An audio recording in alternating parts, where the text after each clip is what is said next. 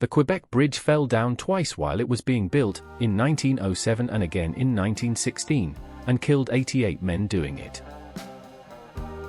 It crosses the lower St. Lawrence between St. Foy and Levis. The center span is 1,801 feet, and it is still the longest cantilever span in the world. The chief engineer on the ground had never worked on a cantilever longer than 300 feet. This one was to be 1,801. This is the crossing as it stands now. From 1903, the consulting engineer, Theodore Cooper, was completely in charge of the works. He worked from New York and rarely came to the site. By the summer of 1907, the site team were finding key members bending out of shape. The bridge weighed more than it could carry. Cooper replied that the problems were minor. The contractors said the beams must have been bent before they were ever installed. By the 27th of August, the site engineer knew that was wrong.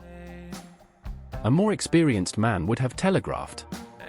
He wrote Cooper a letter and then traveled to New York to see him 2 days later. Cooper agreed at once that it was serious and wired the bridge company.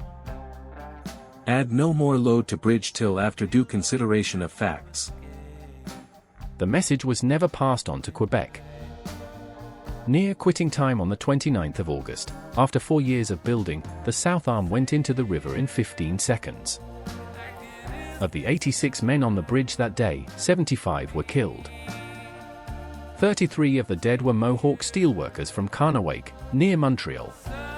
They were buried there under crosses made of steel beams. This is what came out of the water. The wreck lay in the river below the piers.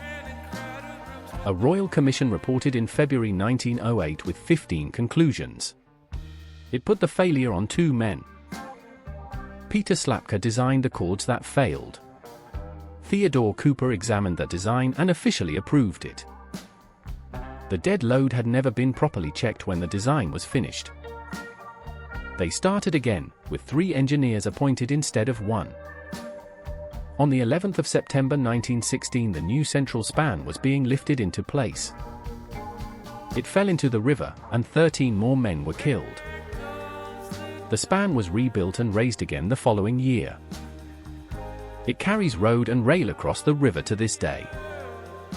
Construction finished in September 1917 at a cost of $23 million, and the bridge opened in 1919. It is still standing, and still holds the record.